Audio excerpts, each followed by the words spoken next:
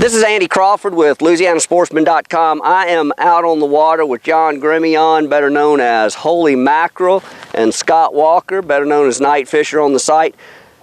Guys, it is, what time is it? 8 o'clock. It's 8 o'clock. We've got 34 trout in the boat. We've got some really nice fish, as you see. Scott's insisted on catching more. We are off of Point Fiend, and we're catching them in a variety of ways. Obviously, Scott's under a cork right now with plastics. John is insisting on trying to catch them on shrimp. He's getting bites. Well, I'm not sure about the catching part, but he's getting bites under a cork, Carolina rigged. And what we're doing is, you know, the weather, as you can see, it's overcast. The forecast, lots of wind coming from the southeast. So it's backing the tide up. It's a falling tide, and it's got a 9/10 range, but because of that wind, it's really slowing it down. So John's got a really good technique. Out in the bays, the water is not moving. So he finds these cuts, and we're off of Point Fiend. He finds these cuts where the water is sort of concentrated, so you get some movement. The trout are out in the middle, and I mean, they're thick. And we've got some really good fish up to about 19, 20 inches. What we're doing now is fishing right off at a current line, and a lot of people have trouble. One of the easiest ways to read water, and it's something you got to do, is be able to read the water when you're out here, is look for your current lines that are running through and any signs of bait. Now where your current lines are is where the water flows. Where your water flows is where the bait's going to be. Where the bait's going to be or where the trout's going to stack up. And that's current lines is one of the easiest ways to find that bait.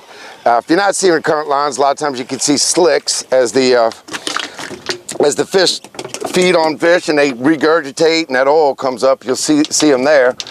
But the easiest way, if you're getting in a little canal like this where we are, and again we fish in a tight canal because we don't have much tide today.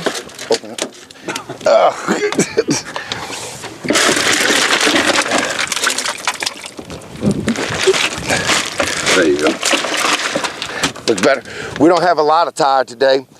In the middle of this bay, when we started out in Point Fiend, we didn't have a lot of tide. We saw that we didn't have a lot of tide, so then we moved into an area where it choked down a little bit.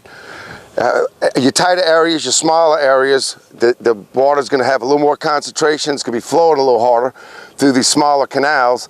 And once we get in these canals, then we start looking for exactly what the water's doing. You look out here and you can see the little current line flipping through here, foam. You can see the foam in the water, and that bait is just all going to naturally flow right through there. Right behind them will be the trout.